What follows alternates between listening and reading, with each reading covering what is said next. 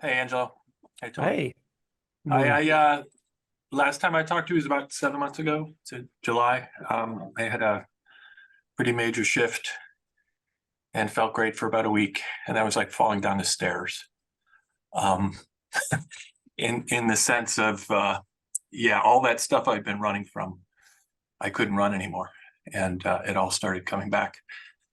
And also at the same time, a lot of, I guess you'd call it Kundalini, which I'd had Kundalini experiences, but it was like all the time.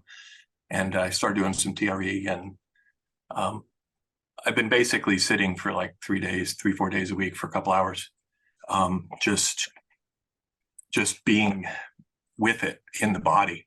I, I've um, I've done Vipassana several times, and makes it very easy to do, although I wouldn't call it pleasant. I guess part of this is just a check-in, in the sense I had commented a couple times in a couple of the Windows Lives about the. I mean, I didn't realize at the time until I saw one of your videos on shadow work that what I had done is I had really slipped underneath, and not a lot of thought going on, a whole lot of just experience of. Well, I've had some chronic pain as well, and when you go to the body, thoughts are a great way to keep out of the body. And when you go to the body, all those other things are there too, and they've been there. And I would say the worst was a couple months ago. I sat one day and I was like, I can't take this anymore. And I said, okay, well, I'm just going to take it. And since then, I just feel.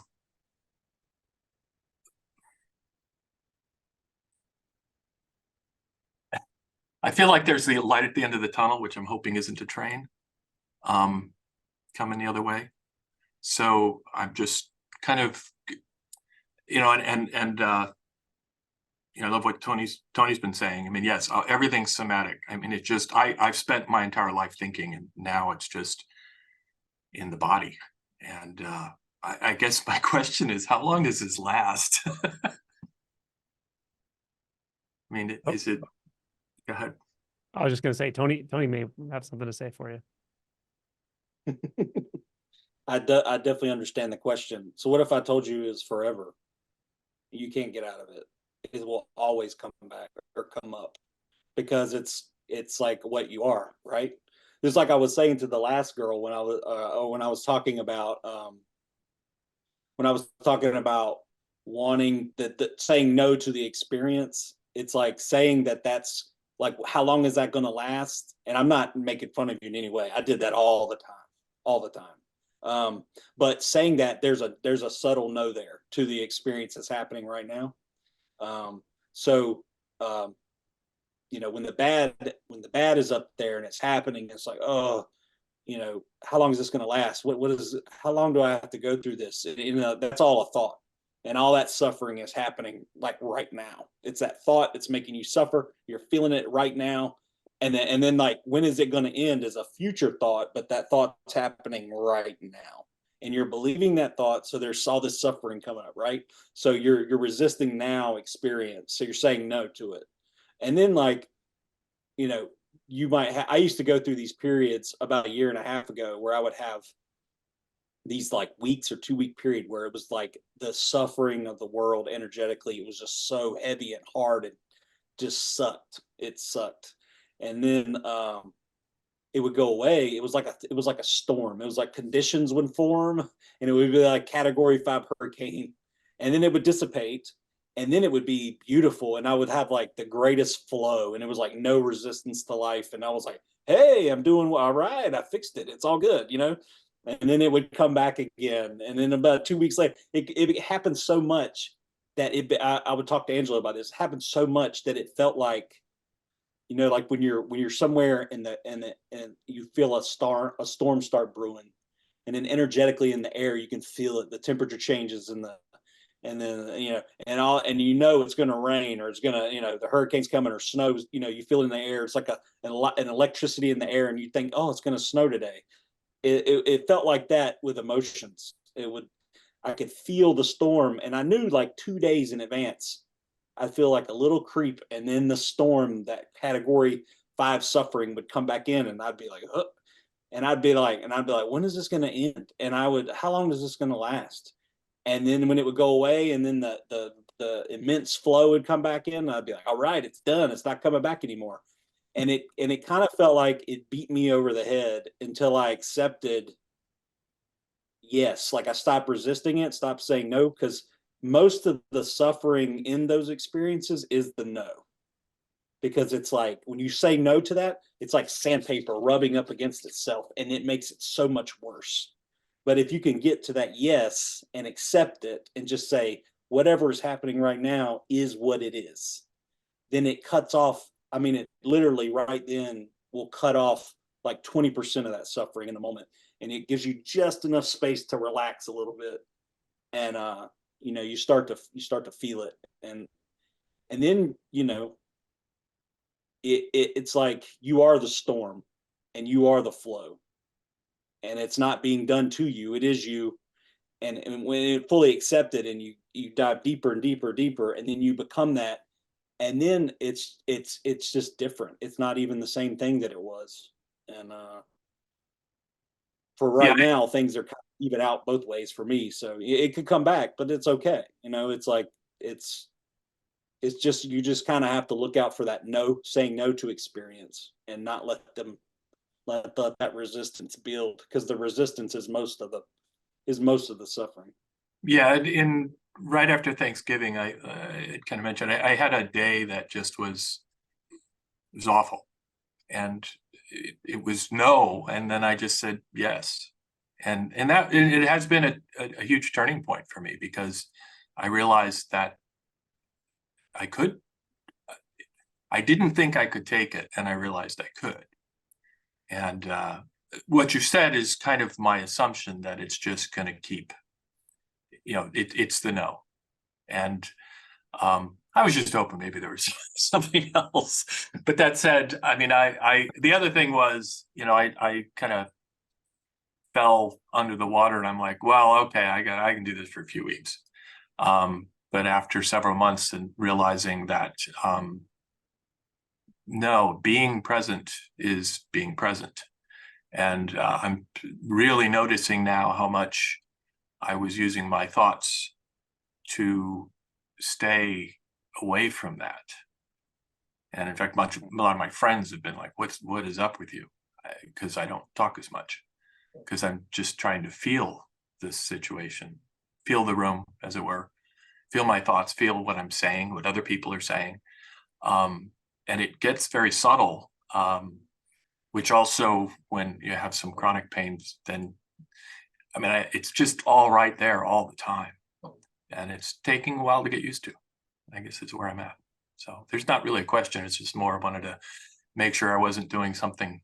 I wasn't like overlooking something obvious, but yeah, apparently not. Part of that suggestion about every time you think a thought is to come back into the feeling of the energetic aliveness, is you're kind of getting yourself used to, and in time, like if you do that throughout the day, you're kind of getting yourself used to saying yes all the time when the waters are calm. And then when the storm comes, you've gotten kind of used to that habit, and then it comes, and it's much easier to say yes and not get dragged into the mind. I don't know that anybody was more distracted and in their mind than I am. It was my coping mechanism when I was, from being young. And then after I dealt with it emotionally, all that was left was the habit, but it's an extremely strong habit.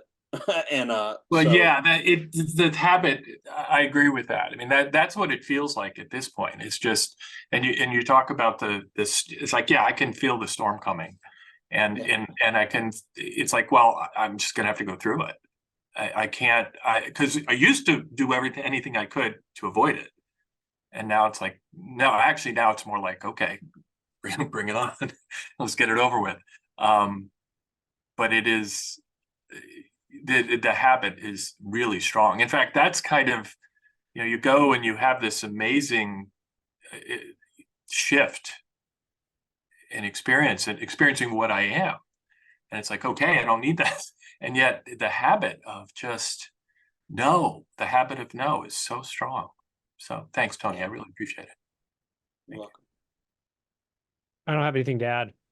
I think Tony covered it. And well, I will add one thing. I think you're oriented just fine, actually. And sometimes I like to make these analogies that are silly, but the mind is so funny when it does things with time. Like it'll say like, how long do I have to keep doing this, or when will this end? And if you believe that thought, it's almost like it's actually looking for the end to suffering, but that's not what it's doing. It's getting your attention. So it doesn't really want an end. It just wants to get your attention. It doesn't know anything about time because there is no time. It's made up. It's literally made up. Time only even feels real when one thought relates to another thought in sequence, and you're identifying with it because those sequences are so ingrained in your behavior pattern of the mind. So, yeah, they're just red herrings, really. They're not anything. Those thoughts, those beliefs that, oh, I'm the one that wants to finally find peace. It's like that's not even anything. Like the peace is here when the tendency to just avoid seeing, hearing, and feeling what's actually happening stops. It's already here. It really is. But the tendency, the habit, and you can reverse that habit. You can break the habit, and you're Yeah, oriented. and I know when I sit with things, they release. They do. So I mean, it's not that I'm like, oh no, here we go again. It's just good. more like, oh God, okay, here we go again. Yeah, you're fine. Yeah, you're good. Okay, thanks, All Angela. right, man. You're Thanks, welcome. Tony. Okay, let's see. We got Ashley. Hi, can you hear me? Sure can. Nice to see you. Oh, nice to see you too. I just wanted to share an experience that happened, I guess, yesterday. So when you say life is our best teacher, I think this is probably one of the best examples that has ever happened. So I was working yesterday and ended up taking a pretty good spill off one of our ladders, and the feeling of fear and anger just in that moment was just so strong. I don't even remember what exactly was happening before this thing happened, because it's like blank. But basically one moment I was on it was like a two-step ladder. So basically I was on the top step of the ladder, and then I was on the ground, and it was, I think, if I have a question with this, it would be, can something like this trigger like an emotional release that is, I guess, kind of been building for a while? Because that's what it felt like happened over the next like undistinguishable amount of time. It was like that emotion was had been building up for a while, and then it took something and then released. I do find that life really seems to make sure you get put in certain situations and interactions with people and whatever to feel what you need to feel. It really seems like that, because sometimes if the conditions aren't set up for it, you may overlook it, that there's this trigger in there somewhere, right? And so physical threat to your health or something, like a potential injury or whatever it is, the situation where you feel that anger suddenly that was completely at bay, or wasn't even on your radar at all. Life just has a way of showing you these things. Like it just seems to be that way. It definitely was like that for me. Many people I talk to seem to go through similar things where it just kind of drops these breadcrumbs, and the key is openness, to just being willing to see, feel, really recognize what's happening here. And instead of getting identified with the mind in those moments, just being like, whoa, this is like rage. Like, I can feel the rage, letting your body feel it. And that's really it. Yeah, there was that fear was very strong, and there was no like, before I would have totally like ruminated on, well, what exactly was I doing? Like, how could this have been prevented? All of those questions you go running through your mind, and it was just like, no, just feeling the pain. That's pretty much everything that's happening. So Yeah. it's nice to not have that rumination along with just feeling kind of what's there, I guess. Yeah. Yeah. Did you pull through? Are your body okay? Oh yeah, Good. I think I might have bruised my foot and whatever, and I'm pretty sore. Like I feel like I fell, so that it's I think the worst. Like it feels worse today, of course, because I'm about a day after it happened, but it could have been a lot worse though, because where I fell, we actually have an island that's pretty close, like a island where we do like pill packs and all of that in the pharmacy. And had I hit my head, it would have been a lot worse. So Oh yeah. that was very thankful that I didn't hurt myself more than what I did. So I'm glad you didn't as well. yeah. Nice to see you. Yeah, nice to see you too, Angelo. Thank you. You're welcome. All right. We got Josh.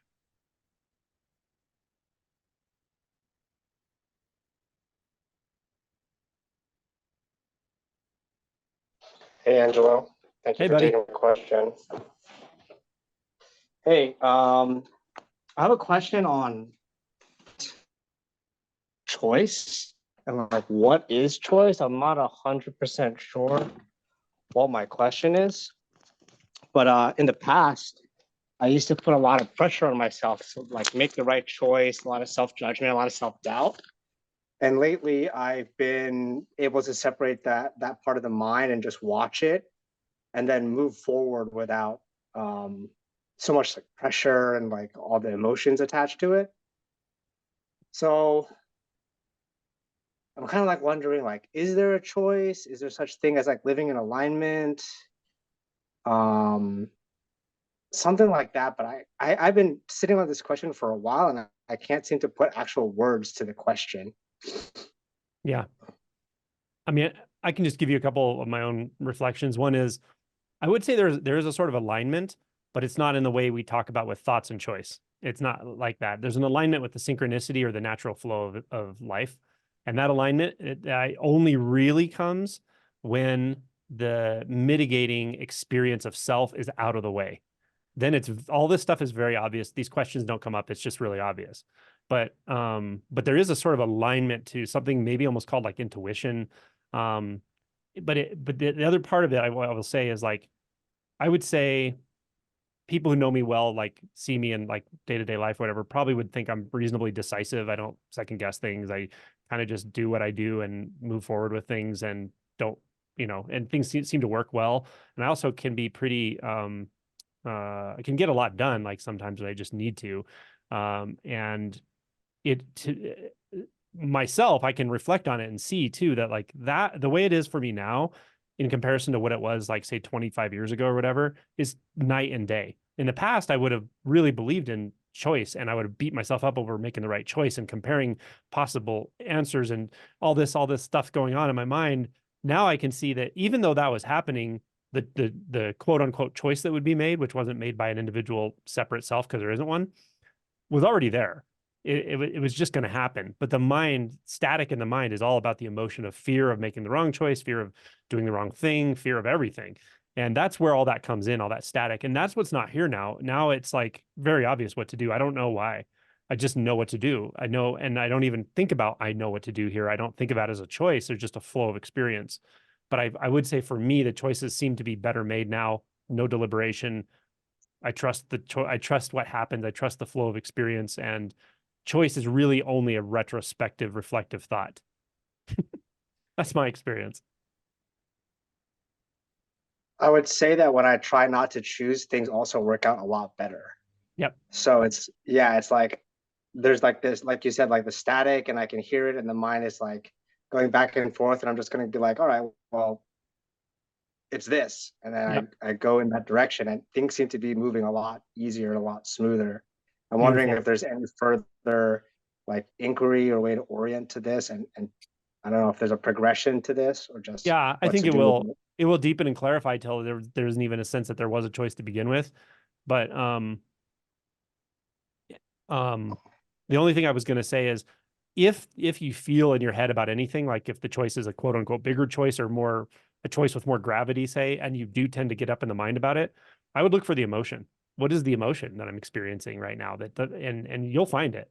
a fear of something, right? It's going to be a fear of making the wrong decision, fear of humiliation, fear of loss of safety or security. There's all kinds of fears and it's always something, you know? And so that's what I would look at if that comes up, but otherwise it'll just clarify. And once you see the fear, where do you go from there? Just see it clearly. If you feel the fear, then you can inquire into what is the belief behind the fear. That's really helpful. Often just to notice it.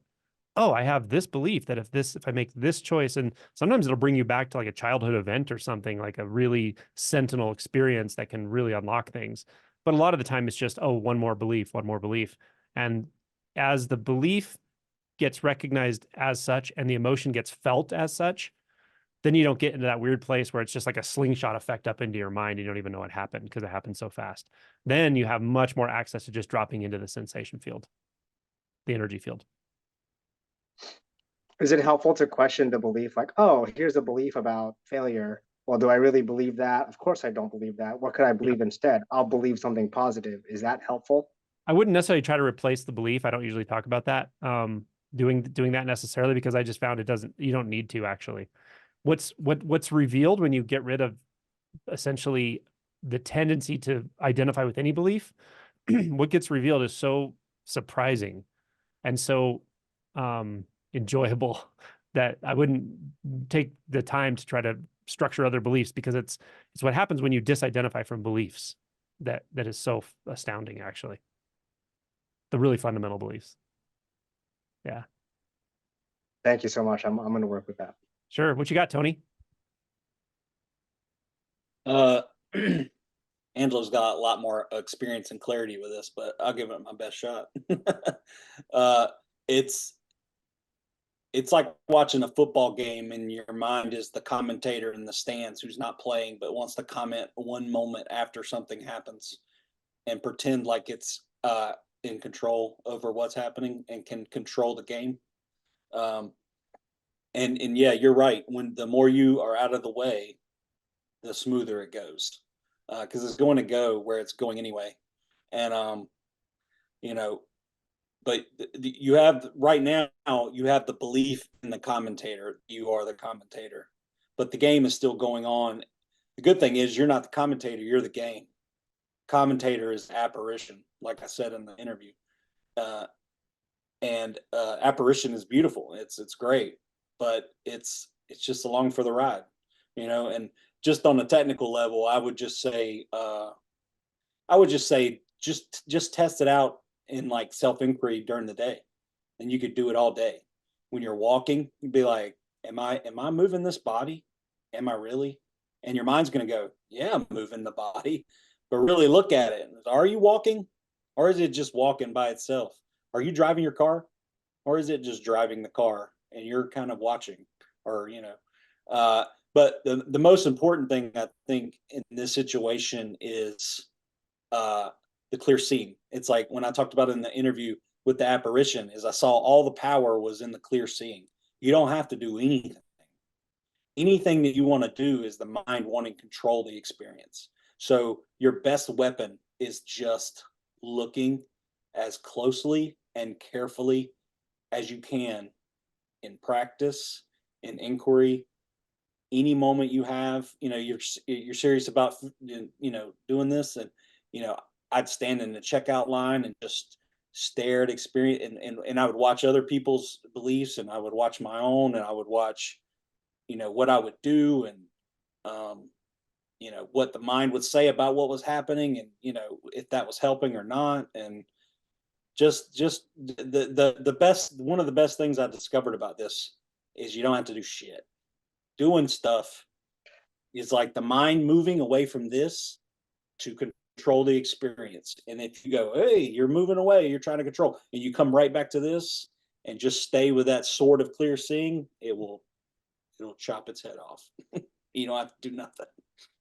It'll chop its head off for you, and you just watch.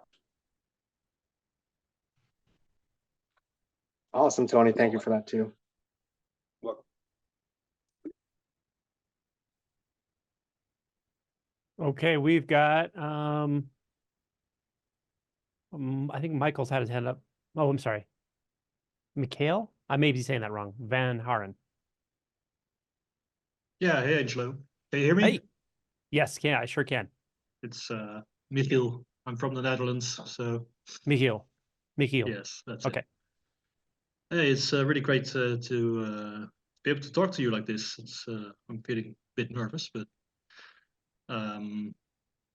yeah, I was gonna say, like many people, I guess I sort of got into spirituality through a relationship breakup about 5 years ago, and I read The Power of Now, Eckhart Tolle, and probably didn't really understand most of it, but I could sense that something was there about thoughts, and could sort of see that, okay, if I actually don't listen to all these thoughts going on in my head for 1 second, then I don't feel so fucking depressed for a second. So it's kind of like the chicken story.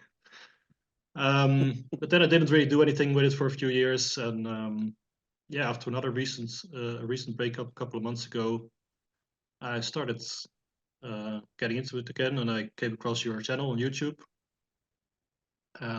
Yeah, so now I've been really diving into this whole awakening thing again, and I went to your retreat, your online retreat in December, which was really cool. I haven't really had any sort of realizations yet, but sort of consuming a lot of content. And I watched your interview with Pernille Moore, where you were talking about the feathers, and she asked you about, you were talking about desire, and she asked you what your biggest desire was before awakening. And you said something like it was finding the perfect romantic partner. And I thought, hey, that sounds very familiar, because that's really a place where I find myself a lot too, with this belief that I need this sort of special someone to make me feel okay, and then everything will be okay, and otherwise I'm not good enough. And now I'm starting to understand more and more that I need to look inwards for answers and for peace and happiness. But it's, yeah, I'm just really prone to get really in my head about this particular desire, ruminating and trying to find some kind of certainty or reassurance. This can be pretty painful and frustrating. So I guess I wonder if you could just say a few words about this specific fixation, because yeah, you said it was something that you were fixated on as well. Sure. Maybe Yeah. how to work with that. Yeah. What I would do based on what you said, it kind of came to me towards the end of what you're saying.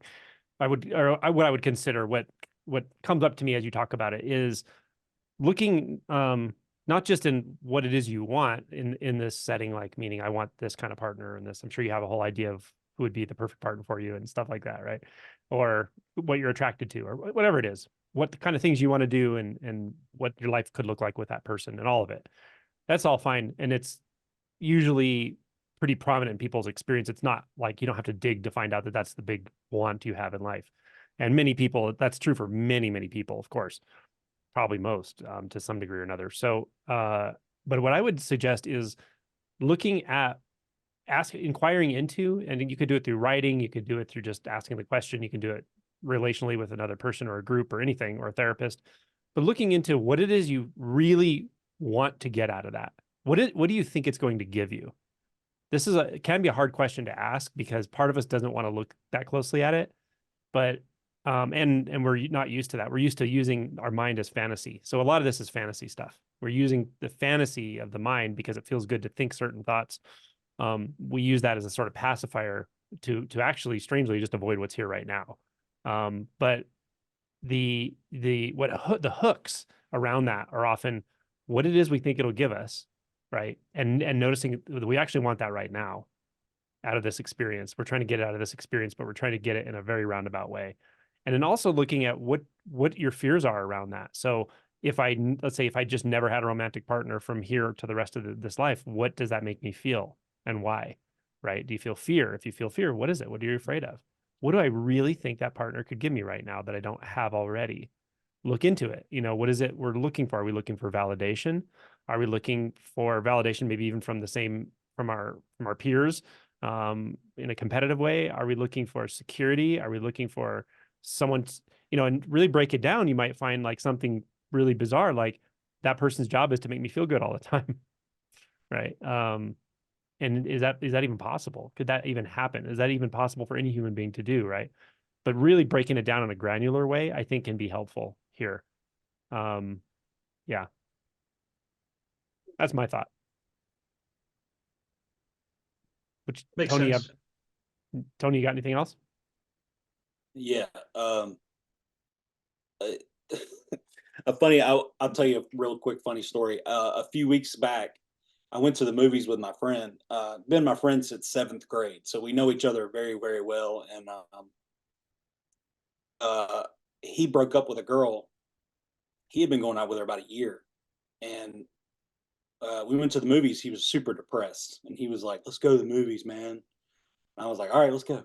And so we went, and he was talking all the way over in the car. Man, I don't know what I'm gonna do without her, man. And this dude's, he's like 47. I'm 47, so we're the same age. And he's like, I don't want to do. And it's interesting to watch it from my point of view. And I'm watching it, and I'm just seeing his mind just, toiling. And he's just like, she's, and this girl, honestly, is like red flag central. You know what I mean? It's like, I've been telling him like, you may not want to mess with this one. But your friends are going to do what they're going to do, right? You can't give advice to people like that. So we went to the movie, and he was super depressed about it. And it's like you said, the chicken thing. We started watching the movie, and it was really good. And he forgot all about it. And he was like all into it. And the movie was over. And we were outside talking before we get in the car. And he was like, oh man, so great. And his whole persona changed, his whole presence. And then I was like, yeah. And I was like, oh, he's going to start talking. But I kept trying to talk about the movie because I wanted to keep him in that space. And then we got in the car, and some song came on. I don't remember what it was. It was some love song. And immediately he heard that song, and his mind was like, oh, we're supposed to be upset about this. And he immediately was like, man, dang, it was a great movie, but I started, thinking about it, and he starts in the story starts up again, and I don't want to diminish it in any way, but my point with you is just like the chicken thing with me. It's like, we're all so funny, it's like, it's not, it seems deadly serious, when stuff like that's happening. And you watch how the mind will lean into it. It'll hear a song, and it'll go, yeah, man, that's about me. That's my relationship. Man, this is so unfair. I love that girl so much, even though she's, sleeping with 4 other guys. She's the one for me, and it's like, it says all this stuff. And then it's like, the song will put you in that mood. It's like, what, like I said before with the chicken, what the hell's going on here? How can I be in this feeling this way, go to this movie and then love it and be like, oh, and then all of a sudden hear a song about something and then go right back to it. It's like, something's weird there. That's the kind of threads you got to pull. You got to look for when the mind wants to grab onto the story. And here's the song, and you kind of got to look for when the mind leans into something. It's like desire and aversion. It leans into something, or it leans away, and it wants to claim it. And that's what he was doing. And it was so fascinating to watch, not in a judgmental way. He's one of my best friends, but it was so fascinating just to watch that mechanism.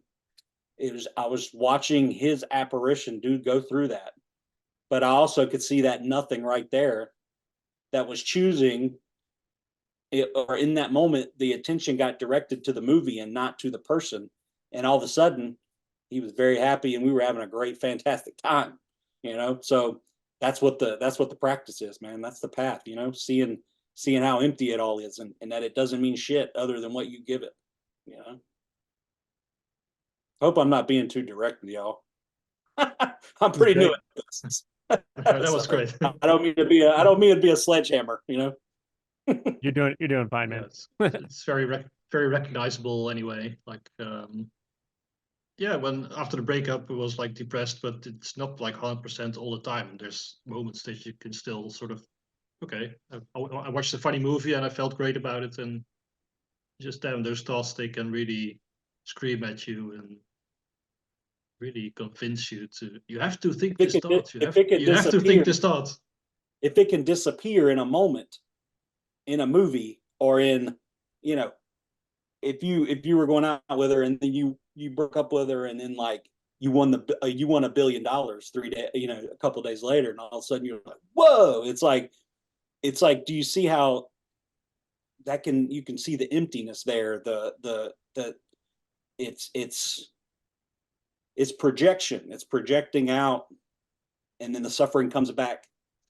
You believe that thought, or you believe that love song, and you know what's kind of funny is that, you know, the mind, the ego is this world, you know, so all the songs are written for the ego, Mm-hmm. and all the media is out there, and it's like it's beating you down all the time if you're not paying attention, which is why the clear seeing is so important, you know, and you see it, you start to see it outwardly, then you start to see it what you're projecting instead of what the world's projecting on you.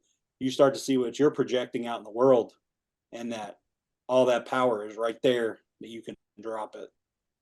Mm. You know, and I'm not saying that's easy. Believe me, if you saw my interview, you know, it was not easy, and I did not go down easy in that regard.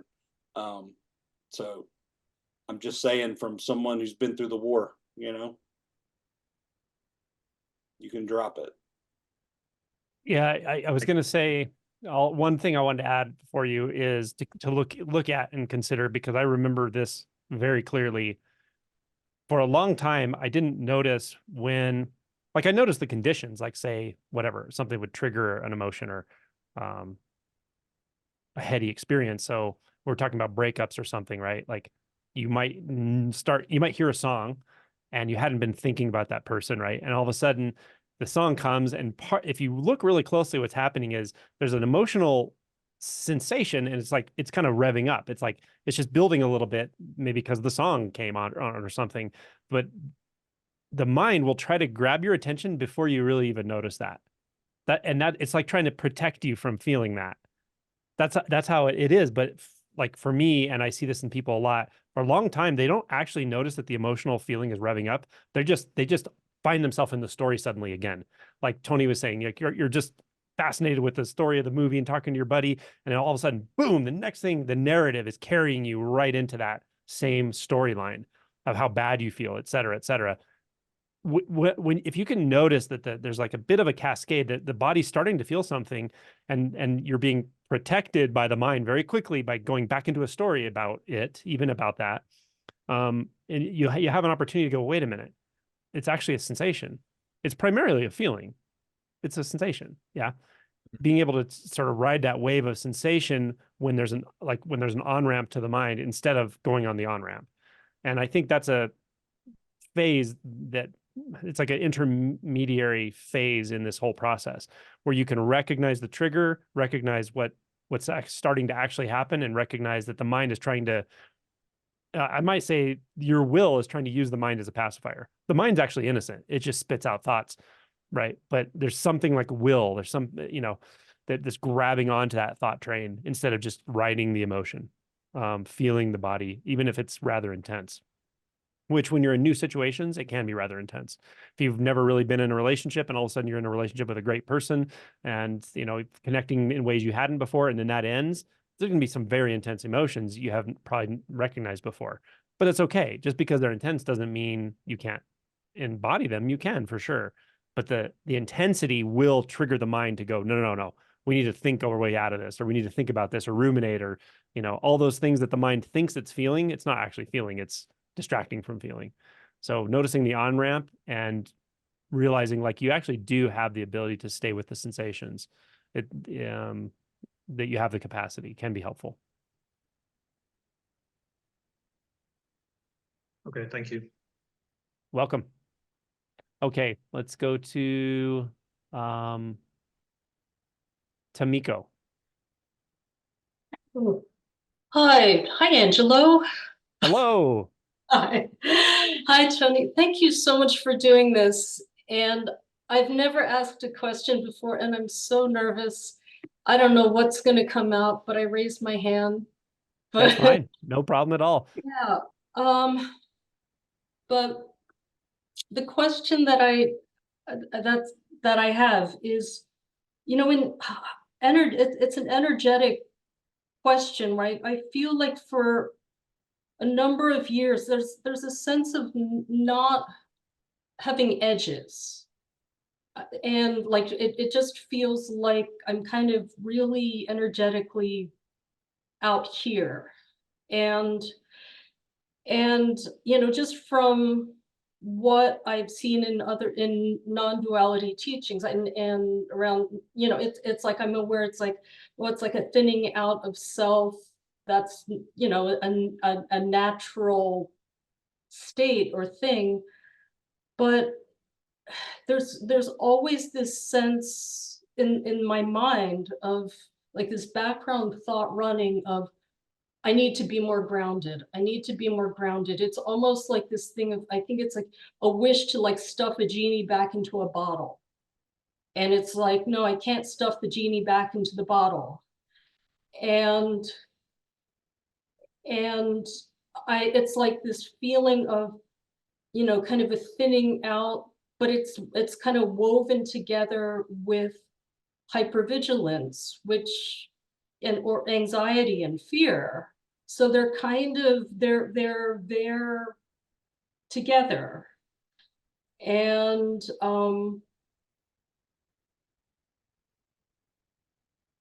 it can be very torturous because I feel very like torturously affected by the energy of people around me. Even like I have an idea that I'm feeling what's out there in the collective. And I've one thing that's been helpful is I watched the Fetter model videos where the ones on reactivity have been very helpful. But I wanted to know if you might have any just like general impression or advice. Tony, do you have anything, or do you want me to start? Before she said it, I was gonna say check out the Fetters, the Fetter videos. Angelo's playlist with the Kevin. I can't say his last name. I don't remember what it was, but all those are really good, really, really good. Especially, you know, what you're looking at. Yeah, that's what my suggestion was going to be before you mentioned it. Okay. Yeah, so I would say a couple things. One is many people experience what I might say is like an aspect of non-duality rather naturally. Our brains actually have to do a lot of work to try to make the world seem like there's form and shape and distance and all those. Those are all produced. Those are produced experiences. That's why there's nothing magical or even really mystical about non-dual realization. Non-dual realization is just finally seeing as it is, seeing clearly. That's all it is. But everyone's a little different, and I find people like on the autism spectrum, for instance, often as kids they see certain senses probably far more accurately or experience certain senses than other people because they experience them in what they describe often as almost like a non-dualistic way, but it's rather invasive when you're trying to form an identity that has to have ego boundaries. You're trying to form an identity and the sounds are so invasive, like you can't take your attention off them. They're just like overwhelming. That can be challenging, right? So, but even aside from people with who are on the autism spectrum, there are many people who do experience certain aspects of the sense fields in what I would call maybe more of a non-dualistic way. But it's not the same thing as non-dual realization, because non-dual realization is really a shift in identity for sure. It's a shift in the experience of a separate, discrete self with body walls apart from a world. And part of you is probably like knows that's something that's accessible to you because you taste it in certain settings, or you're naturally more porous than the average person, let's say. But what gets in the way of it is emotion. It's repressed emotion or fear, essentially. And reactivity can significantly increase the effect of that, of course. So it is good to look into the reactivity. I have a playlist called Equanimity. You can look at the Fetters 4 and 5 and look at Kevin Shanelick's stuff. But and when you're more porous like that, you're probably accurate in your assessment that you do pick up other people's energies, you probably start to feel their internal states, and you probably even have their thoughts without realizing it, or at least their thought patterns. And you'll feel like it's you. You'll identify with that, right? Yeah. Strangely, this can all be pretty easily dissolved after non-dual realization and deeper stages of realization. But it can be very challenging for a while, right? And like, how do I build that boundary when energetically there actually is no boundary? And you can pick that up empathically. What I would tell you, really the key, it's come up multiple times in this Q&A, but for you, a key that can be really, really helpful, especially when you're around other people, is to actually keep your attention grounded in your own body. Simply that, your own sensations. And you'll notice the pull to get like engulfed in their energy. But if you keep your attention in the body, you'll notice you'll have more and more capacity to actually keep your attention here. Part of you, because you're so empathic, probably part of you will almost feel like you're neglecting them, but you're not neglecting them. You don't have the responsibility to regulate other people's energy, even though you probably have the capacity to some degree. So training yourself to actually physically put your attention in your own body at those times, you might notice a big difference. Okay, thank you. I try and do that. It's very difficult. And otherwise, when I'm by myself, I'm a very physical person. I do a lot of physical practices and, but it's very difficult. And it's been like this for years and years. And it's like when I was, there was a point years ago, I feel like I was a much more grounded person, or a denser person energetically. And so, have you been to retreats before? do you mean like your retreats? Yeah, like a silent retreat specifically. Yeah, I mean, I did your retreat over the summer and recently, and I've over the years I've been in a lot of settings of like ashram. I lived in an ashram. Okay. In I don't know if you know Amma. I don't want to talk about other spiritual teachers. I know, but, yeah, I know who she is, of course. Okay, anyway, but I've been connected with her for years and lived in her ashram, and I've done Vipassana retreats and Zen Yeah, things. I was going to say those are good environments to test out the difference energetically between the way we normally communicate and the way we just communicate through just being present and in movement itself, because that contrast is actually surprisingly stark for a lot of people. They don't realize how much energy goes into like communication and constantly using communication to reinforce that you're a you and I'm a me and we are a we, and we have, it's actually very heady being around people until it's not. But a lot of times those environments of silent sitting with a group of other people can be really, really helpful when it's clear that I don't have a responsibility to uphold their ego or to interact with him verbally. So now my attention is totally free to put in my own body. And you can start to feel so natural in those environments, but you've had experience. So that was one thing I thought of, is if you hadn't done that, some practice around that. But the other thing I would tell you that might be more valuable is when you say it's really hard to do this, I believe you that it can be very hard to do what I'm talking about, but I would look into why it's hard. Like when you're in those environments and as you're feeling into it, just ask yourself, like, what is it? What's the pull here actually? What is preventing me from just naturally resting my attention in my body? What emotions are there? Right? What are the beliefs you have? And you'll probably find some beliefs that you feel a responsibility to continue to help other people uphold their identity structures in one way or another. And look at that closely. And the more you clearly see any belief, the less effect it'll have on you. Mm. Yeah, I would unpack that for sure. Yeah. Because you definitely can exist in a way where you can be around people energetically centered and clear without feeling this total enmeshment energetically. You definitely can live that way. I know it may not feel like it because you're so used to it, but that's how it is. Like with us, we all have these certain kind of identity textures, and they make the world look a certain way. And when it's been that way for so long for us, it's very hard for us to imagine it not being that way. First of all, you can't imagine it. It's not about imagining. It's actually an energetic shift or realization. But by investigating it and looking at beliefs specifically, this can be really helpful for you, I think. Okay, thank you. Yeah, I realize it's like I when other people are hyper vigilant and their energy field is kind of way out here, I don't like being around it. Of So course.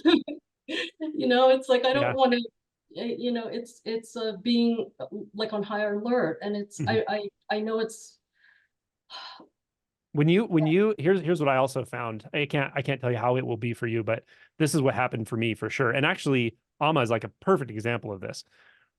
When you get better at closing those gates in a way, keeping your attention centered in the body or just in your own sensations and your own emotions around other people, when you get better and better at that, you'll actually start transmitting it. You'll calm the people around you. With you just will. It happens little by little, and the more fully steeped you are in that kind of mountain of emptiness, which becomes very juicy and powerful, where it doesn't actually matter what's happening externally at all. It doesn't matter if there's a bunch of people, no people, you know, scared people, calm people, doesn't matter at all. Because there's so much I don't know how to say it. There's no word for it. It's a profoundly full, empty feeling, and your body sense is your conduit for that. And then the environment around you will literally change. It's just like Amma. It's not something she's doing. It's her energetics that are actually allowing that kind of experience with everyone around her. I look forward to that. So, yeah. Yep. I also thought of this. If you know somebody, a good friend, a Dharma brother, sister, whatever, someone who you can sit with, see if you can actually practice it, sitting with them and telling them what you're doing. Sit side by side, or even do eye gazing, and then notice what happens inside you. And you're with a person who's giving you full permission to not have to like stabilize them empathically or anything. They're giving you permission to explore your own experience, but they're offering their own energy field to just be there for you to use as a sort of neutral, almost like a laboratory, you know, and find out what happens in your own body in those experiences, and see, does that person actually need me to be in their energy, or do they not? Maybe they don't at all.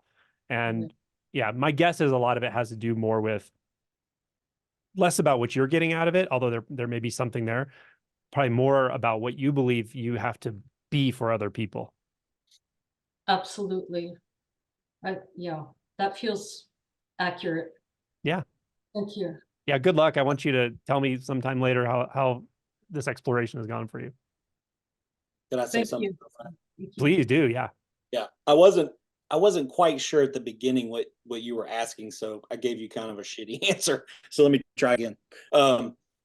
What with my mom has she's a real bitter lady.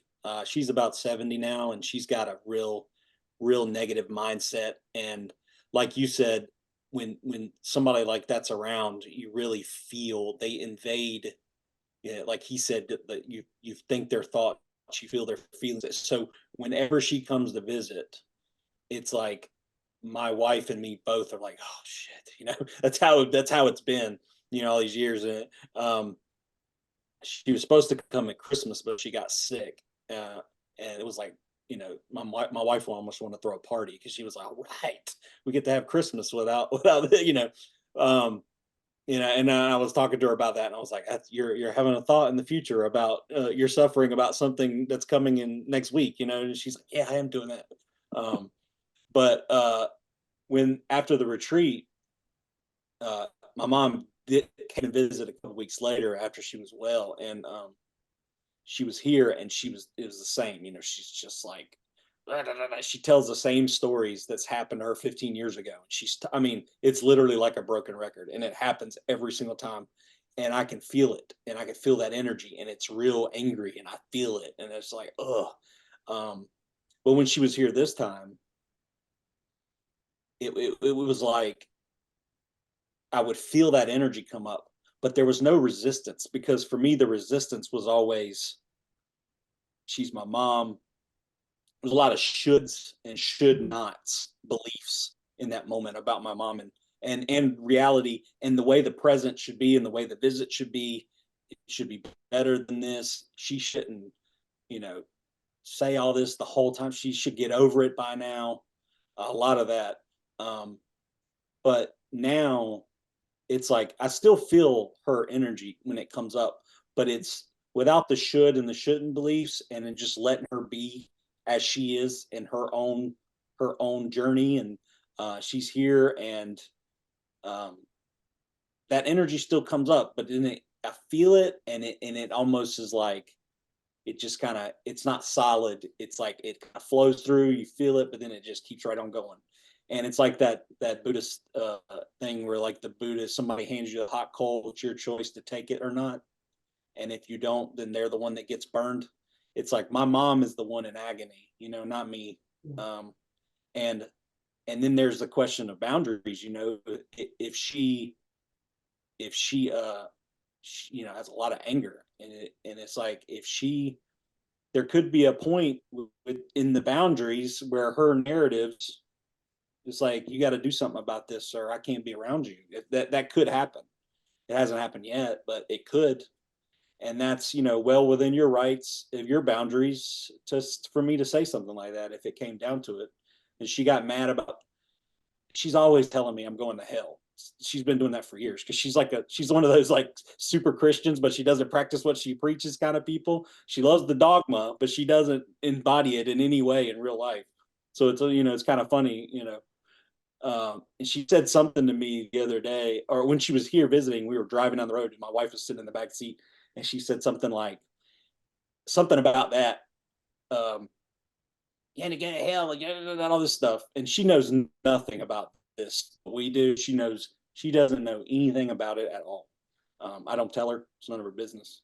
And the only thing I said to her was, I said, when are you going to do something about your anger? And of course, that was like, you know, she was like, what are you talking about? I'm not angry, you know? And it was just kind of funny. But before, I would have got real mad, or I would have got real, you know, it was like reactivity breeds reactivity, and you're just fighting. And it's like, and then it's like that sandpaper, these two reactivity, and it's like, you know, you just let it flow. But, you know, that doesn't mean they encroach on your boundaries. And there may be a point where you cut that off if you need to, at least for a while. But when you stop shoulding a situation, you'd be surprised at how much more the energy flows, instead of being like a solid entity that feels like it's pressing on you. I hope that was a better. Oh yeah, I'm gonna have to channel that. I'm gonna have to, you know, but you're like a different animal, I think, where it's like, I don't know, I come from an Asian background where it's like, you know, there's a wiring that's a lot more servile, but I aspire to not care. Or not. I totally understand. Yeah. I totally get it. You know, it's so funny, the caring and not caring thing is interesting. Like dispassion, I think what's really meant by it, and or as someone Tony knows has said, the death of the one who cares. It's a very fascinating thing. It's actually the ultimate act of compassion to not push or pull on someone at all, to have no relationship with them, and they're right in front of your face, to have no relationship with them. They're not anything, you're not anything, and you're not requiring them to maintain any illusions at all. Then you'll see what's there. And then it's so simple. The boundary, you may have to state a boundary if it's like, if they're really encroaching on your boundaries, but it'll be simple. Or you'll simply not react and just let them be who they are, even if they're angry. Even if the body you're in can feel some of what's going on. It's just, it's like a pass through, but it's true dispassion. But it's so fascinating because you're not upholding a fake dualistic connection with someone, a relationship. You know what they are, and you know what you are, and it's not a thought at all, and it's so simple, and it's so natural. It's beautiful, and you have access to it. I mean, you're right. Certain cultures can be much more challenging. Certain families can be more challenging. They're more nuanced. All of this stuff is true, of course, but I promise you, you have access to this kind of equanimity. Thank you. Yeah. Thank you. Yeah. And by finding your way to it, in a way, by untying what you have to untie to investigate all this, you're going to learn something that none of us know. You're going to be able to say it in a way that none of us can say it. You're going to bring something forward into the world that's never been quite elucidated the way you can elucidate it by your own realization. Okay, I'm gonna let that percolate, but thank you. I look forward to stepping off the dance floor. There you go. All right. Thank you for your comments and everything. Yeah, very nice. Thank you. Bye. All right, we are at time. I noticed who has their hands up, or who a minute ago had their hands up. Is Frankie, Kate, Lubina, and Alyssa. I think Nico just went up. So if any of them are up next time we do a double barrel, I will call on one of you first. Otherwise, thank you everyone for all of your wonderful comments and sharing. Thank you so much to Tony for coming on, and you did awesome, man. You were great. I think people are gonna get a lot out of it. So. All right, everyone. Y'all have a good one. We'll see you soon.